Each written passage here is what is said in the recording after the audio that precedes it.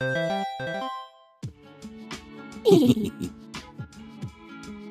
I'm Maddie and this is Just for Fun, our channel all about all the games we love. One thing you need to know about me is that I've played a lot of RPGs. I've worked my way through fantasy adventures, supernatural investigations, Regency balls, saving cities, worlds, all sorts of amazing games that I've talked about many times. And among trying out those with my groups, I've actually discovered the world of solo games. As someone who loves writing, this was basically perfect for me. A chance to get lost in new worlds, develop characters, and enjoy disappearing into my imagination for a while. Turns out there are a ton of solo RPGs, ones that can fit basically any genre and playstyle you might want. So I've sectioned this video into, I guess, vibes, ways that I pick games depending on what I want to play. So it might not make sense to you, it might, but I promise there are some good recommendations coming of amazing solo games. When you're picking a game, you might be someone that picks for mechanics or cool art, and I often find myself looking for a specific genre, like sitting down to watch a film. So to kick off this list, I'm starting with genre and going for futuristic space adventures in some cool looking sci-fi games. One of my favorite sci-fi writers of all time is Becky Chambers, and her novel A Long Way to a Small Angry Planet is such a breath of fresh air in the genre. It's quieter, it's cozier, it's about found family and the realities of day-to-day life in outer space. So when I saw that Anna Blackwell, an incredible designer of solo games, including one of my first experiences, Apothecaria, was making an RPG inspired by this world, I knew I had to check it out. For Small Creatures Such as We is a big, colourful book to guide you through starting your story as a captain, taking your alien crew through a peaceful galaxy. It's chock full of tables to inspire you, from building a character to designing the ship, to the day-to-day events that will see you get to know your crewmates and run errands to keep food and fuel full. There's some great depth here. You're stepping into a world that will eventually feel like a full sci-fi novel. And coming from a Becky Chambers fan, that is everything that I want. I haven't watched Neon Genesis Evangelion, but boy, do I love Mags. Solo RPG Chevalier takes inspiration from classic mecha anime. While I may be coming from more of a Pacific Rim background for this genre, I'm already really interested. You're unsurprisingly a child who becomes a tool for war, so keep in mind this has a lot of dark themes. But if you're up for some emotional storytelling, it could be a great option. You start the game thrown into the field for your first mission, so no time for training as the military group want robot feet on the ground ASAP. You can write about your experiences, record them in voice notes, however you think your kid would chronicle their experience on the front lines. Throughout your character's story, you'll reveal cards to answer the questions about their time in the war, or pull blocks from a Jenga tower, which the eventual fall of will spell your death in the line of battle. Chevalier is a dark, reflective look on war and those stuck in the crossfire, and quite a different way to jump into the sci-fi genre. Soul Muppet is one of those RPG publishers that always has something exciting to check out each time I'm looking on their website. They're a perfect hub for discovering the next best indie, and one of their most recent additions is a solo expansion for the sad space cowboy game Orbital Blues. Inspired by the likes of Cowboy Bebop, Guardians of the Galaxy, and Firefly, Orbital Blues was all about carving a living for yourself in the final frontier. But the solo Wanderer version of the game pits you in your final days as an interstellar outlaw. You'll reflect on memories during the adventure of your life and build up a playlist to go alongside it, like creating your very own sci-fi action movie. Or sad indie, let's be real. To play, you'll be drawing from a deck of cards to represent events in your life, keeping or discarding them to craft the best poker hand you can, eventually building towards the final moments of your outlaw's journey. From bar fights to crime families to taking bullets and building a signature look, it's a chance to reflect on a more grimy, lawless look at space travel with all the perfect, sad cowboy moments you could want. And now for the other classic genre, fantasy. Sometimes you want to just get lost in a weird and wonderful world, and these two games seem the perfect thing for your imagination to stumble through. Princess with a Cursed Sword takes you on a twisting, magical journey with just one page. Your beautiful princess was gifted a dark weapon by a mysterious figure at her coming-of-age ceremony, and now she can't put it down until she finds out where it came from. You reveal tarot cards to chronicle her journey, writing as if you're weaving a fairy tale, and flip coins to see if she succeeds or fails in the tasks she faces. The prompts aren't super detailed, but give your imagination a chance to run wild as you put the visual guides together into a story. From locked doors with groaning wood and eyes sparkling in the darkness, to overgrown gardens, ancient ruins, and white stone courts.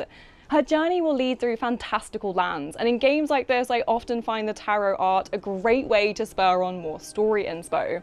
So if you want a quick dip into cursed magic and deep fantasy, then you might want to get lost in the passages of Princess with a Cursed Sword. It seems fitting to include my first ever solo RPG on this inaugural list, and it also happens to be a fantastic fantasy one. Colossal is all about having an adventure in a castle that houses an entire world. Mountains, towns, oceans all fit within the walls of this giant space.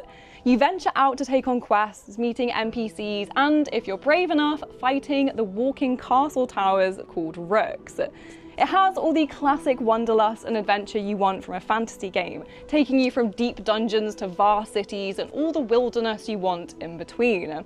Plus, the class options are fun with the chance to have your very own adorable castle companion. I am quite obsessed with that. The art makes it feel like you're living in a graphic novel, which I love, and there's some really interesting story progression to unlock as you get further in. So if you're looking for some depth, Colossal won't leave you bored. If you're sitting down for an evening of solo RPGs, you might be looking for something reflective, introspective, and there are plenty of games that ask you to delve deeper and journal your thoughts. Whether you want to be a vampire or werewolf, Rory from Montfort Tales has you covered. In Dead Letter Society and the Almanac of Sanguine Past, you take on the role of one of the supernatural beasts and write letters to others of your kind as you reflect on various themes from death and love to rivalry, loneliness, and seeking cures for your affliction. It uses tarot cards to offer prompts, and you reach out to your kin to discuss the topic, building your world and your character as you do. Both books have beautiful spreads to guide you on your way and look like the perfect thing for some late-night journaling. Being a vampire or werewolf isn't always an easy teen drama, but if you want a bit of them, I'm sure you can tap into Vampire Diaries here and there too. Sam Lee likely needs no introduction if you're a fan of RPGs. Their TikToks on the Goblin Mixtape account are a haven for those who love tabletop, and their own work is Emmy-nominated brilliance. Anamnesis is all about self-reflection and discovery, because when you sit down to play, you don't actually know who you are. The game is about filling in the blanks of a lost memory to work out the present and past of your character through tarot spreads and journaling. It looks like the perfect thing to dive into some deep thinking. The prompts can take you anywhere, giving the perfect amount of suggestion while letting your imagination run wild. It's perfect if you don't know what kind of game you want to play too. If you want a fantasy journey or a modern day experience, the prompts and tarot will gradually guide you, and you could end up anywhere. It'll take you from the tiniest details all the way to the deepest thoughts. Okay, I couldn't do this list without collecting some games that fit into one of my favorite parts of the RPG genre: cool mechanics. One of the best bits of playing a tabletop game is getting to see how people make them work. And these are all really interesting games that do something a little different. If you've ever found yourself in a cafe staring out the window or waiting for a friend and watching people walk by, this game is for you. Better Strangers is by prolific designer and now publisher Tyler from Possible World Games. It's all about people watching, either in person or using something like Where's Waldo. You get prompts and have to imagine lives and thoughts for all of these people. Obviously, you stay careful and don't stare at people for hours, but it's a fun jumping off point for imagining stories around you while hanging out somewhere. You start with a bold prompt as a jumping off point and then get a follow-up to deepen the story you've created. It's a fun, weird idea that taps into the thing we all love, which is some people watching. Instead of writing down your experience in a solo game, what if you took on the role of a radio DJ? In Void 1680 AM, you use prompts to build a playlist, then record a show introducing your songs and reflecting on them, as well as taking calls where you build up a character who rings in and then discuss the conversation you had. All of that basically builds your own mini radio show. There's nothing I love more than building a niche playlist, and getting to record a show around that sounds like such a fun idea. If you're an old school Tumblr lover of things like Welcome to Night Vale, this feels very much like your chance to build a weird little world and then fill it with amazing songs. And there are actually more cool radio games coming, with Banana Chan's The Darkness, The Brink of Ohio, that sees you delve into a horror soundtrack experience, something I'm very excited for that's on the horizon. I'm already thinking about Halloween, and if you are too, then maybe you want to play something a little spooky. Something that lets you dip into gothic worlds and indulge in some danger. Cassie Mothwin is another designer whose work is prolific and incredible. It was always going to be a struggle to narrow down which of her games to include, but when I was thinking of a spooky section, I knew I had to talk about Tangled Blessings. This is a tarot-driven game about attending a dark and dangerous magic school. It has dark academia, school rivals, cursed magic, ghosts wandering through gothic rounds, making bargains with devils, everything you could want when sitting down for a spooky night in. And throughout the whole game, you have a rival. Because of course you do, this wouldn't be dark academia without someone driving you to push yourself further and further at every turn.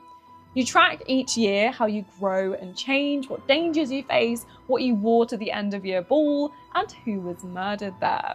It's deliciously dark, hitting all the academic themes you want. The perfect thing to play on a cold, rainy night. If you already love playing RPGs with friends, then you might be happy to discover some of your favorite games have solo modes made for them. So you can take characters in your already established games, or try out new systems by bringing adaptations of your favorite games to a solo session. Morkborg and its many Borg spin-offs have become an icon in the TTRPG world, and yet it's not a game I've managed to get to the table yet. However, as I was researching this video, I came across Alan Hall's solo rules for Pirate Borg. Yes, I would love to fight skeletons and kraken while wielding a cutlass and drinking rum. Thank you. Captain and crew provide a framework to tackle excursions alone, hire crew, engage in naval battles, and everything else you'd want from a Pirate Borg experience. The original game is meant to be a dark, rum-drenched one of pillage and plunder, so it might not be the choice for a jolly sail on the high seas, but is perfect for indulging in some naval crimes and all the excitement and danger that comes with that. Free League published some of my absolute favourite RPGs, from getting to live out my dream stories in the world of Middle-earth to researching creatures from Nordic folklore. But did you know they also develop solo versions of all of these games? Using additional PDFs for cheap on DriveThruRPG, you can adapt your stories from group affairs to solo ones. Whether you want to hunt and stop mythical creatures in the frozen north with Vaesen, go on epic adventures with Legolas in the One Ring, wield cursed magic in Symbaroum, or step into the apocalypse in Mutant Year Zero, you can pick up rules for all of those games. It's a great way to get familiar with a setting before you run it, or to take your characters on an extra adventure if game night just won't come round fast enough. Cozy games have seriously been on the rise in the video game world, but there are so many amazing options to play in tabletop too. I'll probably do an entirely separate video to really get into a bunch of them, but I knew I had to include at least a few here if anyone wants a cute game to play with a nice cup of tea. If one of your favourite films is Kiki's Delivery Service, then I have got the perfect suggestion for you. Kuriko by Jack Harrison is another entry in his long line of wonderful solo adventures. And it looks like it's getting an update in his latest Kickstarter. But for a cozy story, then you should play as a young witch finding themselves over 1 year. In Kuriko, you'll move to a new town, develop your talents by helping local folk, and write letters about your experiences to those who care about you back home. Along the way, your witch will develop, the town will come to life, all of it leading up to this dice tower you create that'll eventually fall over and you face your biggest failure, but ready to overcome it and continue to grow. Kuriko is perfect for Ghibli fans and is steeped in gorgeous sunset-coloured artwork that sparks inspiration the second you open the book. There is no game more iconic for being cozy than Stardew Valley. People may dispute that for all the stressful organisation, but come on, farming sims like that really started the whole wholesome games movement. So, what better solo game to play than one that draws inspiration from the likes of Stardew? Grandpa's Farm sees you inherit a farm and set it up to become a thriving homestead. Of course. You follow prompts to build your world, from Harvest Moon type small holding to a space pod on an asteroid or medieval fantasy. You then track different types of progress, from the financial to social, agricultural to infrastructure, and this will tell you how well your farm is thriving. Are you making stacks of hearty crops? Are you mining expensive gems? Are you befriending townsfolk? Because yes, you can romance. And yes, there are festivals. So those are some solo games I've really enjoyed or think that you should check out. This is also just a fraction of what is out there. I subscribe to the Soloist Substack, which has tons of amazing recommendations if you like this kind of game. And if you want more on all things tabletop, obviously stick around here, subscribe. We've got a lot of exciting things coming.